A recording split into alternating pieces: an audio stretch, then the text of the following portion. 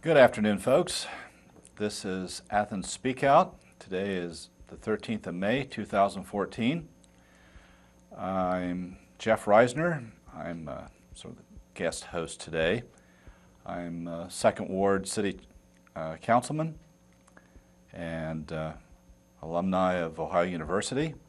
And sitting next to me is the distinguished professor of history, Robert Whaley, also from Ohio University, who normally hosts this show, but since I'm putting him in the hot seat, I'll be firing the questions today.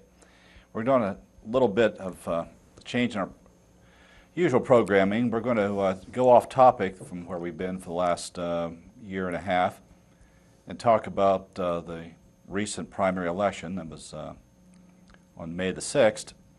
So our topic is, how did voters in Athens County and the state of Ohio vote in the May 6th primary 2014? And this is Athens Speakout number 313. So, I'll take it away. All righty. Most people vote in a routine way in most elections. And in a primary election, people vote even a more routine way than in general elections. The turnout is 55% of eligible voters in a November presidential election. But then when you only have a congressional election, it sometimes drops to 20, 30% in a congressional year. And when there's a gubernatorial candidate and a senatorial candidate, he has to lead one of the two parties to turn out the vote. Now, the Republican vote getter is John Kasich, the incumbent governor. And the vote for the incumbent governor in the Republican primary was only a courtesy vote and didn't count for anything because he didn't have any opposition. And that was also true for the Democratic voters who gave Ed Fitzgerald, a newcomer, a courtesy vote.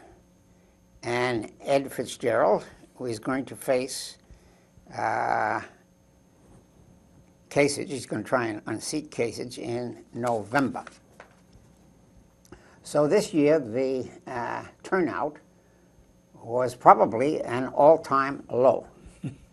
Only 18% of the electorate took out a Democratic ballot, and less than 7, or a little bit more than 7% of the Republicans asked for a Republican ballot, which proves that Athens County is still a Democratic county, although apathy in both parties was the major result.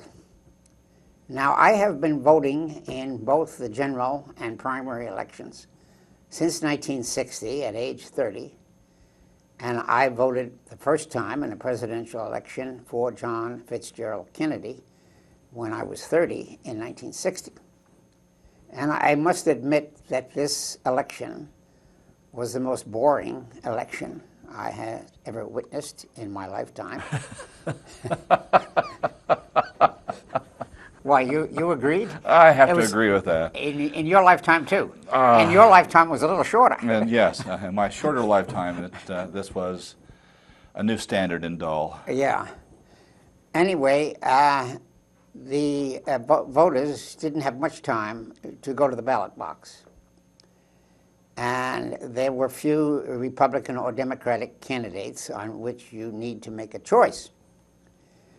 So most of the politicians spoke empty slogans written beforehand. And it reminds me of the famous quote by George Orwell in 1984, who wrote a philosophical novel. He wrote that in 1948, when he predicted that English and American Democratic voters were in a process of decline. And sadly, that is true in both presidential and congressional elections. And we've had, in recent years, since 1986, a stalemate between the two major parties, and they can't pass any significant legislation since 1986. But I had a duty as a historian to hope that there would be a better world in the future. And this decline economically has been true since 1973. And more historians are beginning to write about decline rather than progress. And I didn't see any sign of progress in this primary election. Anyway, the Republican Party voters come out for big business, Wall Street, corporations, and big oil and big banks. The military-industrial complex certainly got the sufficient vote out to perpetuate the life of that Republican Party for another year at least, and probably 4 years. The Democrats want to preserve the remains of the liberal programs which were passed before 1970, and they campaign for Medicare, Social Security, public schools, post office department, repair the roads and highways in the United States, and they essentially try and keep the remains of the New Deal alive for the coming November election. Both parties, both party leaders say that they want to create jobs. And Governor Casey's slogan is jobs, jobs, jobs. But I see no historical evidence that he has produced anything in the way of jobs for Ohio. There has been some middle class and working class jobs created in the new fields of solar energy, wind energy, biomass, but they are developed by major corporations on a national and international scale, and Casey's has very little to do with any gain in the last 2 or 3 years. Mm-hmm. Now, on the university level, Paul Krugman at Princeton, an economist, and Joseph Stiegler, who teaches at Columbia University, and Robert Reich, who teaches economics at Berkeley, all three of those are academic economists, and they all voted for their Democratic parties in their states. But only about less than a half a dozen senators really understand what they are saying about Keynesian economics and the need for further subsidization of the lower classes, the working classes, the poor, and the middle class. And the Republican Party hacks never have seemed to have read a book of economics since Adam Smith. Do you think they have read anything Keynes, or do they even know who Krugman is? I would go so far as to say they really don't even know who Adam Smith was. Well, they're always talking about the free market. They do, but again, I would say all they're parroting what someone else has told them that Adam Smith probably said. But they haven't read his book, No, Nations. no, absolutely. It's that thick. No, it's that thick. Absolutely not. No, they have not read it. And Adam Smith was a philosopher. Yeah, I'll say right now on this camera that Rand Paul, Mario, what's his name? John Boehner, while they parrot and speak this idea of free markets, free capital, laissez-faire, so on, and give credit to Adam Smith, they have never read Adam Smith. That's true. They wouldn't recognize the book if it fell on top of them. So, so for them to speak about something that they think they know about, yet know nothing about what the man wrote, to me is just a height of hypocrisy. All right. Yeah. So. Well, how do we convince the voters of Meigs County? Yeah. That's our problem. Mm-hmm. Well, to the voters of Meigs County, Adam Smith doesn't mean anything any more than Paul Krugman means anything to them. Well, the word free market does mean something. It means something, but it can mean something to you, it means something to me, it can mean something to the person in Meigs County. Now, what do we all mean by that free market? Okay. Yeah. Adam Smith had his definition. Yeah. And of course. That's right. That's right. But anyway, continue. Yeah. Anyway, that's the burden of the present stalemate since 1986, is to relate economics to the political world. The Republican PACs talk about lower taxes for the corporations, and they have no program for social justice. And they say that public debt is bad, but they keep passing unbalanced budgets and keep raising the debt. And they'll worry about balancing the budget for their successors when they leave office. It's for the kids of the next generation to figure out. Now, the crash of 2008 has, there's been a little bit of relief. The unemployment rate has been reduced from 11% to 6 point some odd percent since 2009. But nobody knows what's going to happen in the next 6 months or where it'll be in November. Mm-hmm. That's the problem. They're going from 3-month periods to 3-month periods. Mm-hmm. And the Federal Reserve Bank is the one who keeps making more debt, and they'll worry about China at some other time. Mm-hmm. That's the problem of decline. So to the question, why is the United States declining?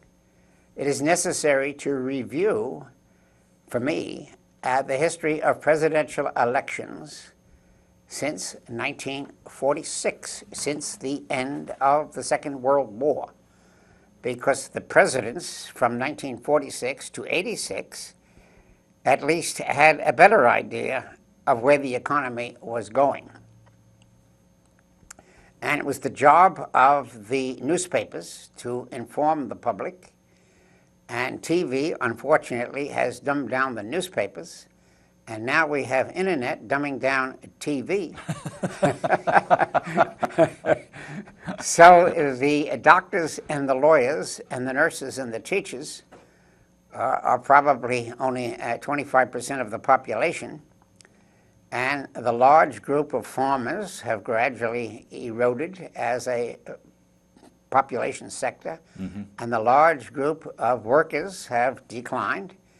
And the middle class is like the old working class, just living from week to week to balance their budget. There are some merchants who are able to sell cars and coffee and groceries and pharmaceutical products. So today there are 12,000 to 20,000 corporations who sell stocks and bonds on speculation. And there are millions of jobs available to our recent Ohio University graduates and the other 2,000 universities in the United States, and they can press buttons to count the profits and receipts of these stocks and bonds. Yes. But where it ends up, nobody seems to know. Now, the three big organized religions, Protestants, Catholics, and Jews, were in a much stronger position at the end of World War II. And there is not much to say about these three religions. They have lost their moral impact, and the Jews know more about their own religion than the other two. And the Jews are divided about 20% neoconservatives who are interested in the stock market, and there are about 60 or 70% who vote for the liberal program of the New Deal, and about 10% of them will admit privately that they even believe in socialism. And there may be a revival of Karl Marx. Mm-hmm. Have you seen this new book by Thomas Piketty? Yes, I own it. You own it? Yes. Well, you're ahead of the curve. Tell us about it. Well, I've just gotten into it. But essentially, his argument is not coming from Marx. It's it's a much more scholarly analysis. Well, he has up-to-date statistics. Right. But underneath it, there is a socialist philosophy. Oh, there is, but I think it's one that is guided not so much by a dogma trying to needing a set of facts to back it up, but rather an honest look at data and facts and coming up with a conclusion Right. that is more socialist than, say, laissez-faire. Right. So, which is Well, slightly he knows different. he knows He the, knows what- he yes. knows the free market is a myth. Right, and that's what he's coming up with, is that essentially that the market is more like a game of Monopoly where you start out with 8 players. Right. In 2 hours, there'll be one Yeah. who will have everything, and no one else will be there. So Right. that is not what you want to hear if you're into free market capitalism. You have to tell everyone, no, everyone will be a winner. Okay. Everyone will be at the top. Otherwise, there's no point in being in the game, is there? No, there isn't. Yeah. So if I can't get you to play the game, then how do I get ahead? So it's a Yeah, there's a dilemma there. Yeah, the people on wages and salaries are becoming slaves to debt and don't know it. That's the problem. Yes. But looking back to the history of elections, there are a few seminal elections.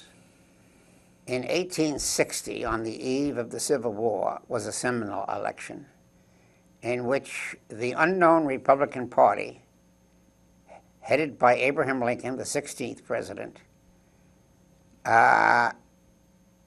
made the masses of voters change their party loyalties. Mm-hmm. And then we had a second seminal election in 1932 when the Great Depression kind of smashed the morale of the Republican Party, the business party, and they lost big. And this depression began in 1929, and Wall Street crashed, and then there was a slow recovery in 1933, and it took until 1939 for that to be complete. And in 1936, the Republicans lost even bigger, and the Democratic Party dominated the elections in both the president and the Congress, president, House of Representatives, governors, and senators, from 1932. Now, by 1940, the Republicans were beginning to show new life. And some Republicans gained a few seats in the Senate and a few governors. And I think that was more on the international affairs level than it was, say, the country's economics. no, I think that the economic had kind of leveled off. You see, Well, the crisis was over. the British were rearming, the Germans were rearming, and that was spilling over to the American automobile That's business. right, we're filling orders for And the airplanes were beginning, they were beginning to sell on credit airplanes to France and England and so forth. So production was increasing. Exactly. Right. And Roosevelt then was the most liberal Democrat, and the Democratic Party was the most liberal that we ever had. And he was the 32nd president. And his death in 1945 ended World War II and the Democratic Party's initiative. And since then, the Democratic Party and the Republican Party have had a number of close elections. And since then, we have elected, that is, the people have elected, when I use we, but people in all parties elected 6 Democratic presidents and 6 Republican presidents. And I'd just like to review their names for our young voters who don't seem to know very much about the history of elections. The 6 Democrats were Vice President Truman, who was elected in 1948 in a kind of a miraculous election. And then we had Kennedy, number 2, in 1960, Johnson in 64, Carter in 1976, Bill Clinton in 1992, and Barack Obama won in 2008 and a second term, and he's the now incumbent president and he's already a lame duck, unfortunately. Yeah. Now, on the Republican side, the 6 winners were Eisenhower in 1952, Richard Nixon in 1968, Jerry Ford was appointed vice president, and he never did run for an election. No. But Ronald Reagan then was elected as the 4th president in 1980, and George Bush the elder in 1988, and George Bush the younger in 2000, and he was reelected in 2008. And now the Republicans and the Democrats, at least at the presidential level, are kind of treading water, and they're both in paralysis. Mm-hmm. Now today, the division among the senators, there are 53 Democratic senators, small majority, and 45 Republican senators. And the Republicans have a better shot in the House of Representatives, 234 Republican House members, and only 201 Democrats. So this is what has led to the paralysis. The Republicans have enough votes to veto anything the Senate and the president want, mm-hmm. and the president can't get anything through this solid Republican, solid South party. Mm-hmm. Okay, that's where we are today. Paralysis. So in the May primary, there were no upsets. Status quo, stalemate, and the voters are in apathy and paralysis. Now, in looking at the congressional elections, the 1946 election was a huge Republican majority in both houses of Congress. It was a reactionary Congress, it was very anti-communist, and it was very anti-Franklin Roosevelt. And Truman pulled out a miraculous victory in 1948 and took back some Democrats in the houses of Congress. So there was a majority of Democrats in both houses of Congress from 1948 all the way up to 1980 when Reagan mm-hmm. changed that little yes. stalemate balance of power. Mm-hmm. But the elections then in 1982 were split Congress.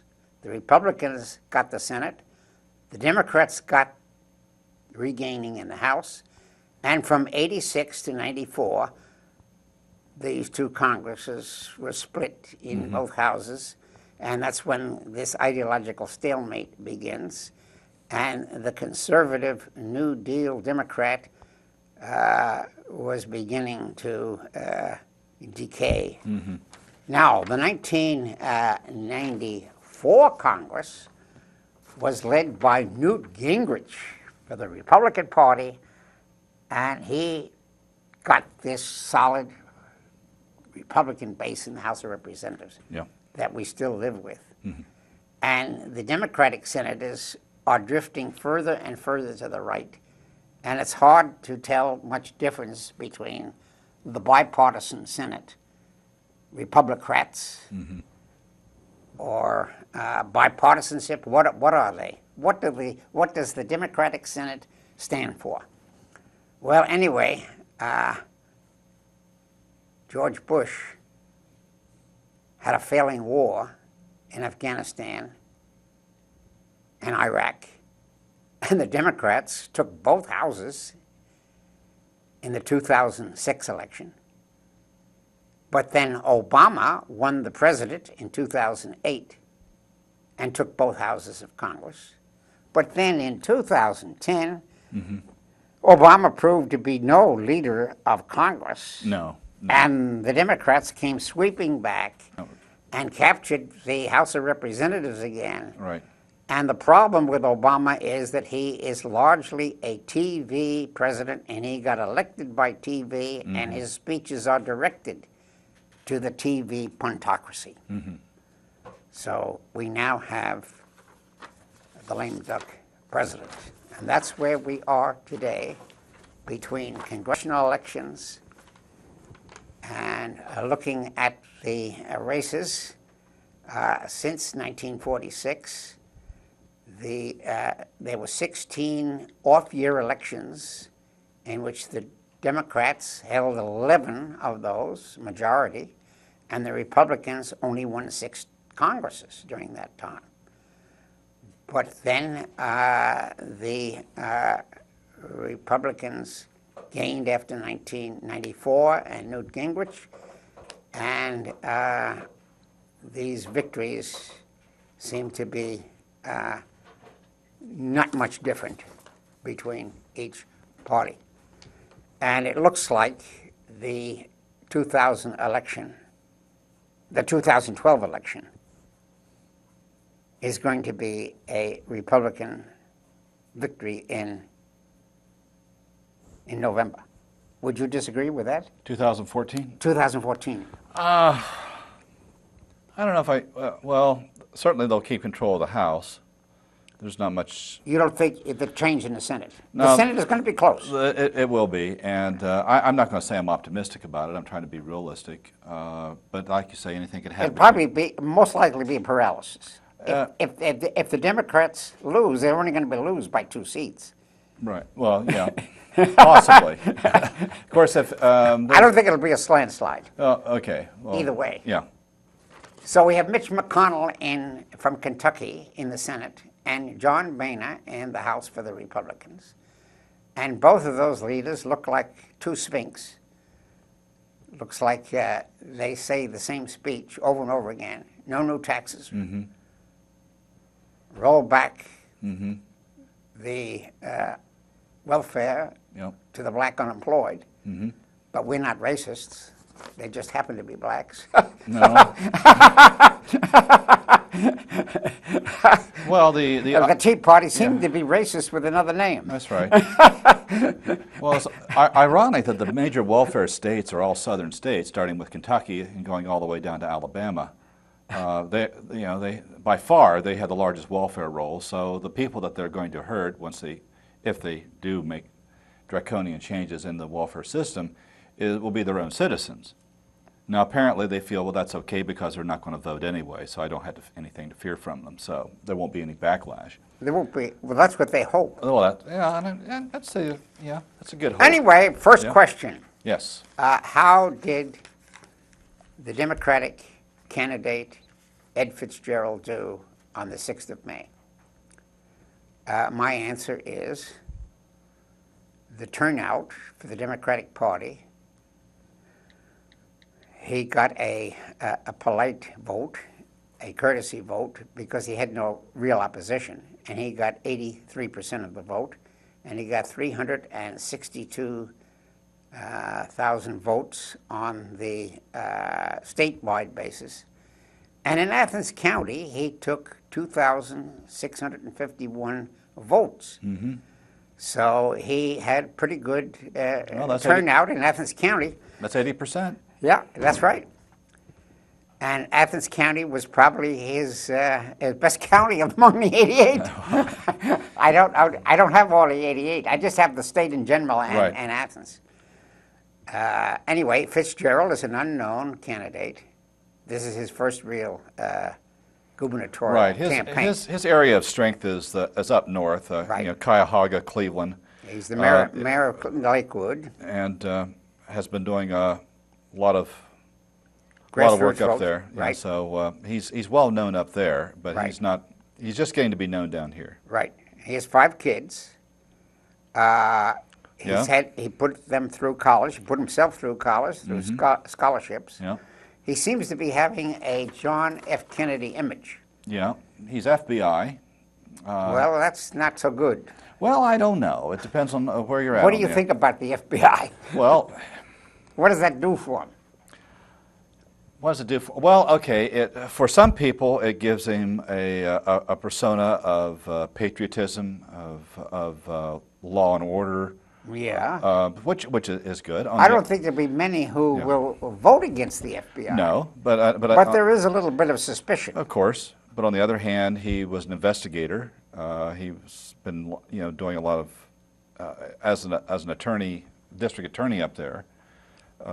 He was involved in He got a couple of big businessmen? yeah, corruption. Well, that's something I didn't know. So I think that's where he's looking, and I think one of his campaign issues, planks in his platform, is that if he wants to go after this Jobs Ohio thing, he's convinced that certainly that there's a suspicion Right. that corruption is occurring there. Right. The sheer fact that the Republicans took a state office and turned it into a private entity, Right. and then made it illegal for the state auditor to audit those books, Right. Even though they are taking state funds, Right. makes it highly suspicious that graft and corruption is occurring. All right. Now, of course, that's only suspicion. You can accuse people, but you need evidence. You do. Now, the worst thing you could possibly occur if you're a governor, Kasich, and this is indeed the case, to have a Democrat governor come in and audit the books and find out, oh my, But the auditor is now a Republican. Yes, but the state auditor did say they wanted to audit the books. The Republican wants to audit cases. Yes, they did. And what happened was within 24 hours, the state and the Senate passed a law that said no, under no circumstances can the state auditor audit these books. They passed a special law against the auditor. Now, if that was against a human being, that would be a writ of mandamus. All right. You know the law. Against which is against the law. It's unconstitutional. You can't pass a law against somebody. All right. Okay.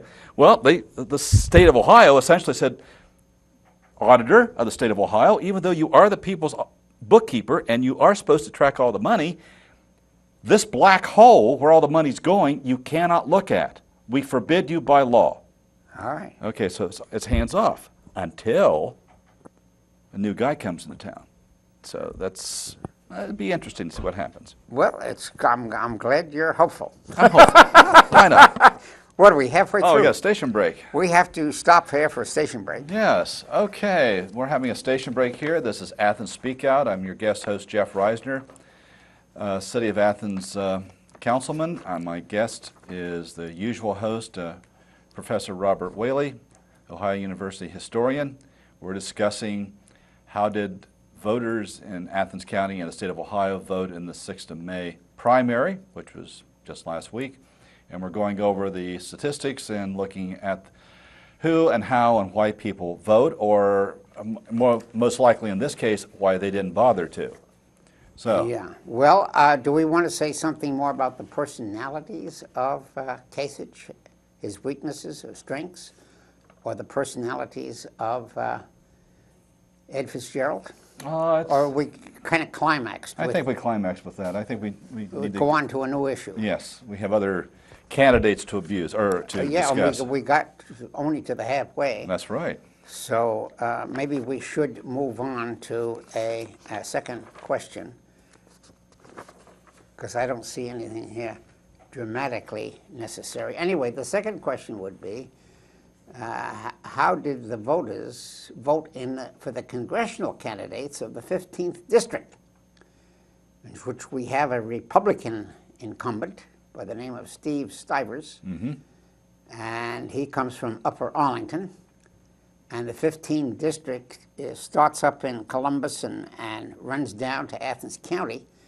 And Athens County has been gerrymandered into that strong suburban Franklin County. So that gives Stivers a pretty good hold on this. Now, his Democratic challenger is Scott Warden. He is from Amanda, which is on the border of Fairfield and Franklin County. Right. And he is also in the upper middle class. Few people have ever heard of him. And he's going to run in the 15th District. And he got 36,300 some odd votes, 90% of the votes, because he had no real Right. opposition. And Stivers got, I'm talking about the Stivers. Stivers got 36,000 votes. He had no real opposition. And Stivers got 863 votes in Athens County, which was only a token courtesy vote. And Scott Warden got 7,705 votes. So that's in Franklin County. So Wharton is viable by this turnout, and he's doing better in Athens County with 2,511 votes. Whoa, okay. Okay. Well, I think Scott has got a good style of running. He comes across, first of all, he's up front. He says, I used to be a Republican. Yeah. And then I got fed up with it. I just couldn't stand it any longer. He's a farmer, a gentleman farmer. A gentleman farmer, an airline pilot for Delta. Right. Former Air Force pilot, flew in both Gulf Wars. Right. So he has military behind him. So he's an officer, a pilot. He's used, as he likes to say, you know, when you're flying with him, your life is in his hands.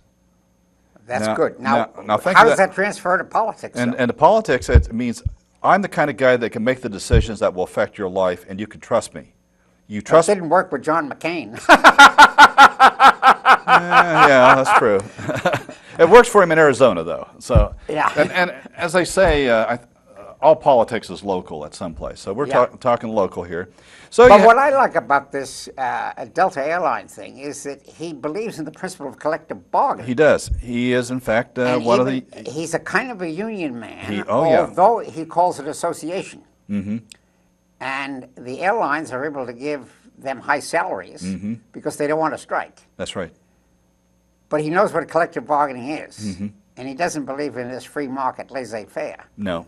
And the labor unions, the AFL-CIO, have all endorsed him as better than Stivers. Yes, Yeah, that helps. it certainly does. And he has a good personality when he's speaking to people. That helps. Stivers never particularly impressed me. He's more of a television man. Okay. Well, I've never met Stivers. I don't know nothing about him. No, I haven't either. I've only seen him on TV. Never saw him in person. Certainly, he's never walked the streets of Athens. We that I'm saw aware of. Stivers, I mean, we saw Wharton twice in That's the right. Democratic dinners, That's right. but there aren't many people in Athens County who's seen him. He's got an unknown image. Well, now he has to do the standard. Go to all the county fairs. Go to all the. Right? He may. Well, he has a fighting chance. Put it I'll that give way. him that. Yeah, we has a fighting chance. Yes. Now we had another congressional. Well, Athens County is also part of another congressional district. Well, let me Part of see. the old six, Let me isn't say it? something a little bit more about his pamphlet. There's his pamphlet. Okay. This is the agricultural man. And then he comes out with these issues of how he was endorsed. Okay. And this shows the map of his district. So this is a pretty good start, and this is a nice symbol of the wings. Pilot. Yeah, that I think that's a good brochure.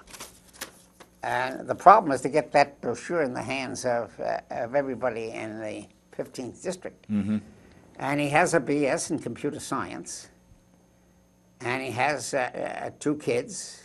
He's a part-time farmer. He can speak to the liberal issues on abortion and Obamacare. Obamacare. Social Security. he gets the white-collar vote of the workers' union. Unemployment. So these are his issues. Minimum wage, Yep. he's for that. And so I'm and I voted, I gave him a courtesy vote. Oh, I did too. You did too. Yeah. And we'll vote for him in November. Yep. But it's going to be an uphill fight, I'm afraid. Well, that's the way they go. Right. Okay, so we want to go on to a third question. Okay. How did Jennifer Garrison in Marietta do against her challenger, Greg Howard, in the 6th District? Well, she won. She was disappointingly heavy. Well, she got 73% of the vote in Athens County, Right. 34% here, Right. which is Disappointing for it the is. Greg Howard fans. Yes. Well, Greg Howard is a newcomer, and she's been in office 3 times. Right. So experience always counts. And the district is a huge Ohio River district that goes from Lucasville, Scioto County, all the way up to Mahoning County, all the way up to Youngstown, and is gerrymandered from the old Strickland district. Right. But they took Athens County out of it. Oh, absolutely. Which was Strickland's best county. Sure. Well, that's the tragedy of 2010 Yeah. that I'll never let my fellow Democrats ever forget. Right. They didn't turn out, and they let the state go. So, Well, that's it. So anyway, Garrison won in a ratio 9-3, and Howard was 11-4 in Meigs County, which was his best county, which shows you that residence was more important than the issues. yes, The Meigs County people came out for Howard. which is interesting because of all the counties, I would think they'd be the most anti-Howard. That's because we think ideologically. Yes. The voters think locally. And the people up in Columbiana County All never heard of politics, Meigs. all politics is local. That's a good lesson to be learned. So anyway, I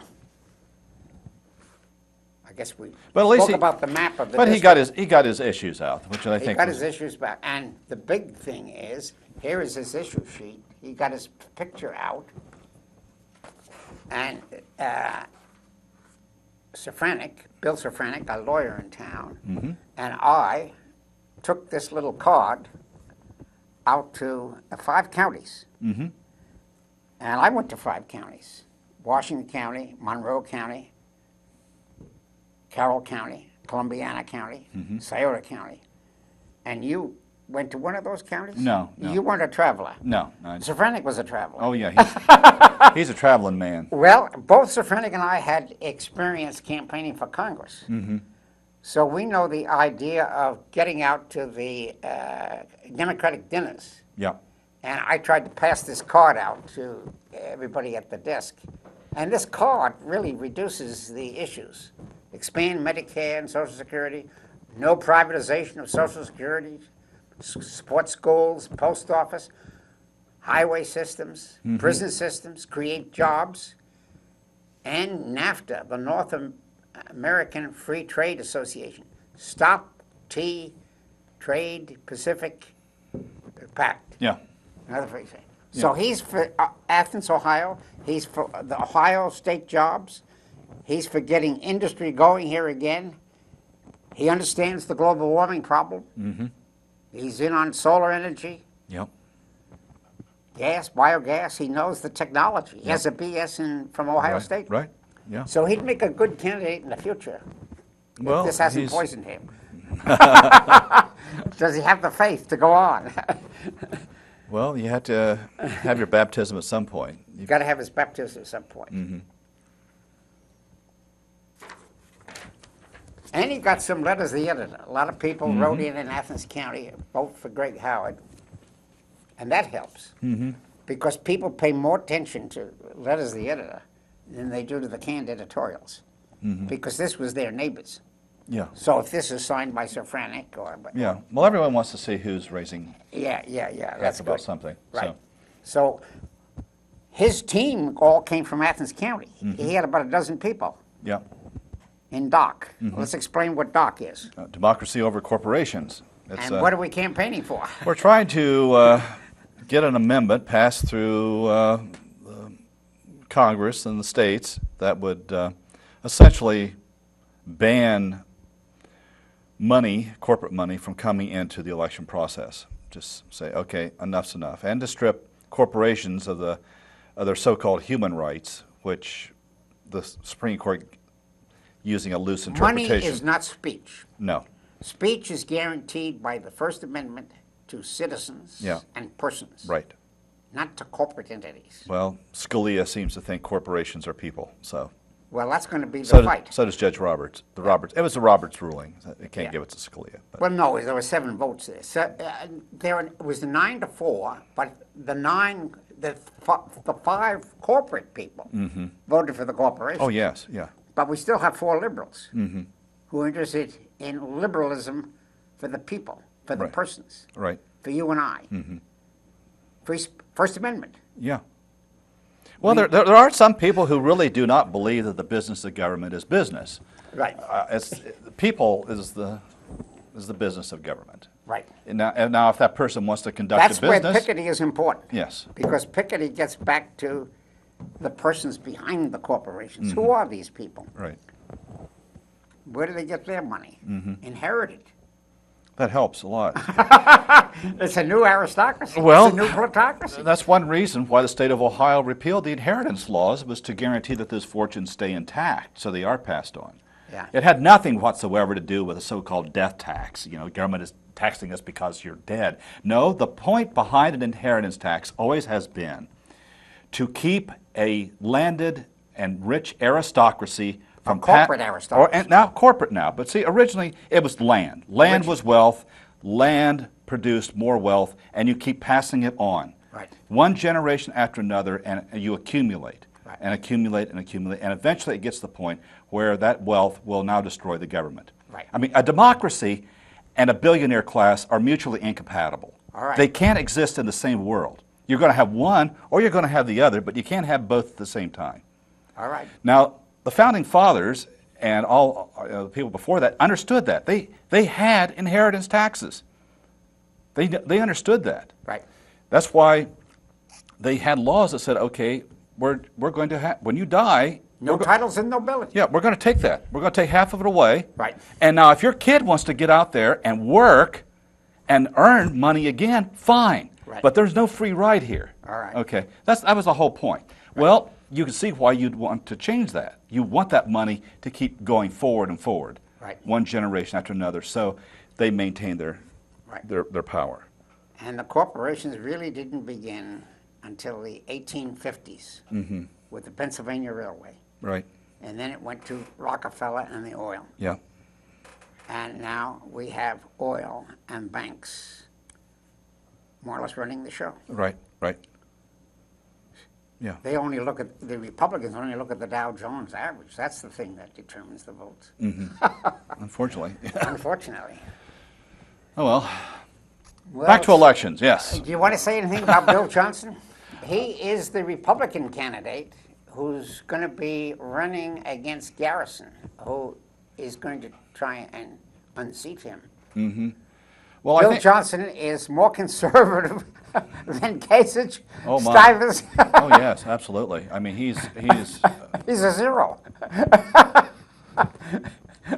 I'm kind of, words fail me at the moment to describe his conservatism and not be libelous. Yes, either. only one plank, no new taxes on corporations. That's the underlying thing. Yes, Increased sales tax is necessary. Well, sure. I mean, who pays the most sales tax? Poor people.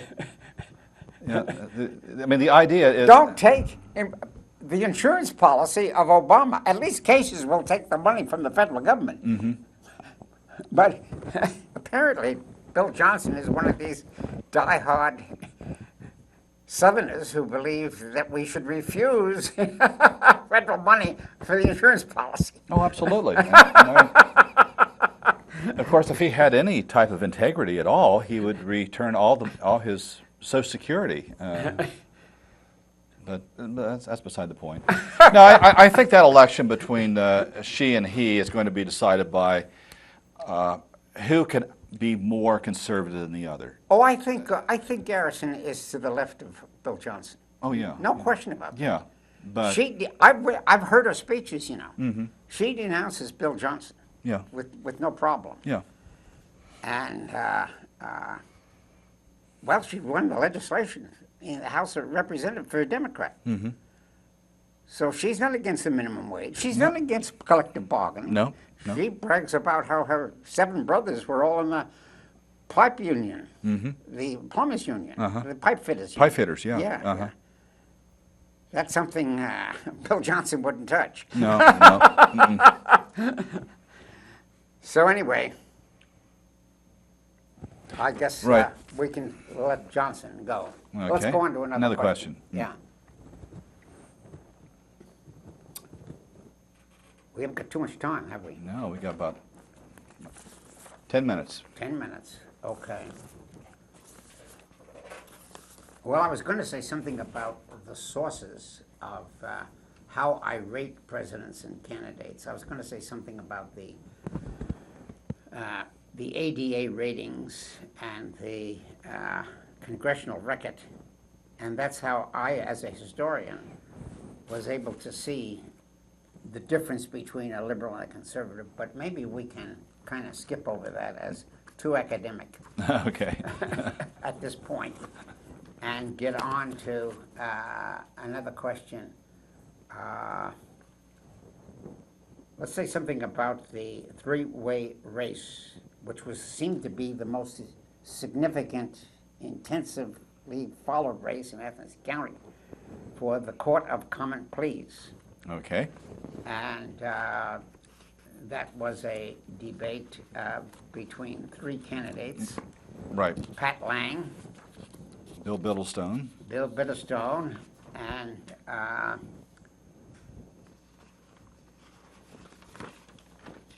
Todd Grace. Todd Grace. Yeah. Now, this shows us, at least showed me, that advertisement and getting your name out wins. Because I voted for Bill Grace because he was endorsed by the lawyers and he had judicial experience. But Well, let's. but here is Pat Lang, the winner, so-called winner. Mm-hmm. He's run in three different races. Mm-hmm. So he had this slick ad here. Yeah. And he's against he's going to help domestic violence as a serious concern. And he's got the endorsement of letters from the articles from the Athens News, WOUB, the Athens Messenger. And he is the Athens County citizen. He's worked for the law director and so forth and so on. And he had his signs all over the district where Bill Grace was coming as an unknown.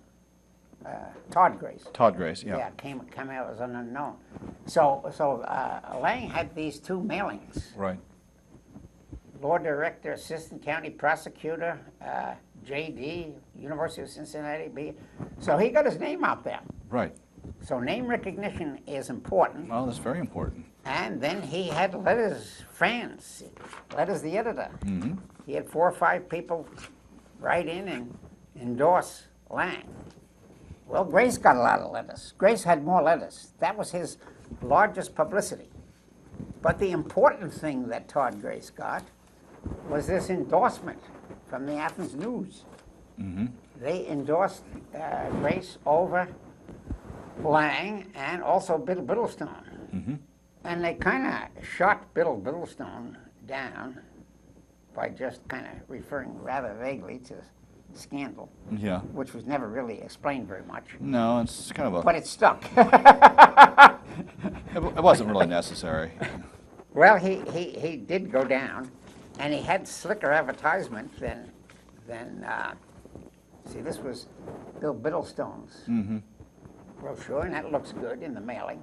Right. He's had experience as a candidate. Right. And in the Ohio courts, Mhm. trial judge, and Yeah. involved in the community, Right. served for experience and so forth, justice for all. Yeah. 29 years active legal practice. Mm-hmm. But it didn't work. So what are the statistics on that?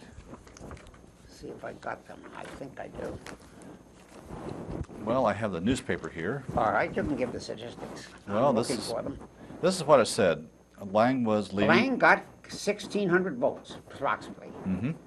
Biddlestone was third in the race in hardly worth counting, and Grace came close with 1,586 votes. Mm-hmm.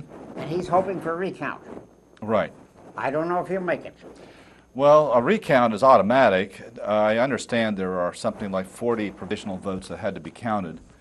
Whether or not those 40 would make it a dramatic change, because he would have to overcome 18 to start with and then a couple extra to win. Right. Out of 40 Right. uncounted votes. And we won't know that until, I believe, May the 24th. Right. When the Board of Elections will certify. So we don't know. It was one of those, since this was a primary, but the primary was uncontested on the Republican side. No Republican candidate ran Right. for Common pleas judge. for a common pleas judge. So essentially, the winner of this primary will be the winner, will be on the ballot in November, the only candidate for that position, and one vote in that case will make that person the new judge. So it was important. It's just one of those interesting elections where you had three people who are qualified. I think their qualifications on paper in terms of, well, you have to be a lawyer and you know the law and so on, and each one had, I would say, at least the minimum amount of experience to Right. do the job. So it comes down to more towards style and personality, whether or not they come And across the as prestige of prestige, yeah. Michigan, Right. and the fact that lawyers behind the scenes were Right. pushing for Todd Grace. Yeah. That I can't speak to that. I'm not a lawyer. Well, Stefanik wanted to read. Oh, we only got 3 minutes, so do we want to say something about the Republican race for the seat of the 94th district in the primary? These people that are trying to unseat Debbie Phillips. There was a Republican primary. This was Yeah. the most Republican Yeah. watched race. Right. I went to the League of Women. A nurse. Yes. League of Women from Voters. Marietta, Right. from Marietta County. Right. From Marietta in Washington County. Uh-huh. And there was a guy from Pomeroy, Right. a lumber dealer. Now the importance of that race that Dennis, Mrs. Dennis, won, is that the primary helped bring out Republicans to at least look at the race. So having a primary is better than just having a courtesy vote.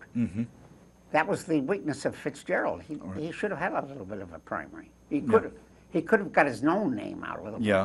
bit Right. by having a token opposition. Right. Well, okay, but, Yeah. anything But more? I want to say more about, you were going to say something about Well, the only thing is I listened to the two candidates speak to the same questions that were tossed at them, and their answers were almost always identical. Right. I really couldn't see what the point of having those two people up there. Except that it stimulated the Republicans to come out. That would be the only thing I It could was see. Pomeroy versus Marietta. Marietta. And Marietta has a larger population, so Right. that's probably what decided it. Right. But I mean, in terms of things like God's guns and welfare and taxes, they were identical. Yeah, sure. Each one was trying to show that I have more teabag conservative credentials than you do. And it came up, no, you don't. You're the same. Well, you met both of those candidates. Well, one was female, one was male. Toss a coin in the air. Take your pick. It's not going to make any difference. Right. I mean, their ideology was identical. Right. So Well, I didn't see them. I only knew what the newspaper said. I just sat there in the audience, and I let other people ask the questions, and I just observed, and I was just flabbergasted to think that people like that could even run for office anymore. Well, Because I remember the Republicans of my childhood, like Clarence Miller and Pete Abley, they were Republicans, but today they would be considered moderate Democrats. They were New Deal Republicans. They liked Social Security. They liked unemployment. They did not want to make the unions angry. They knew how to be political within the district. okay. Those days are gone. Well, I'm not sure they're gone in Meigs County and in Vinton County and Washington County. Yeah. I would bet you $1 to a donut that not one of the candidates today could walk down the streets of MacArthur, Ohio, and walk up to somebody and say, "Hey, Bill. Hi, John. Hi, Mary. Hi, Fred. How's the kids? Did Joe graduate? Did you get your Social Security check?" See, Pete Abley could do that. Clarence Miller could do that. All right. Well, didn't this Mrs. Dennis being a nurse, and her husband is a doctor. Uh-huh. Don't you think she'll take Washington County?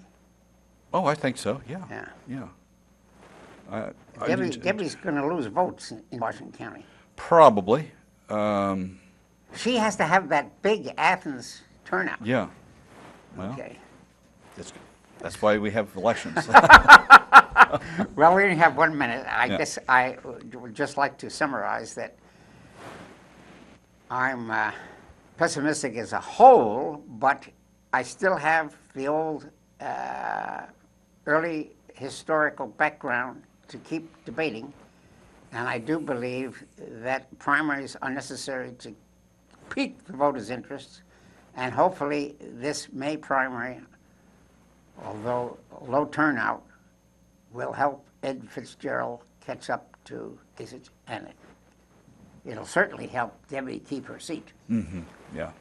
Okay, what would you like final word? I would agree with that, and I've been looking at the other polls, Gallup and so on, that's being conducted, and Fitzgerald and Kasich right now are statistically dead heat. That's good. Which That's good news to me. it is to me. And maybe this FBI investigation will sink his thing. It could. Yes. Thank you for coming. Okay. Keep up the debate. Yeah, absolutely.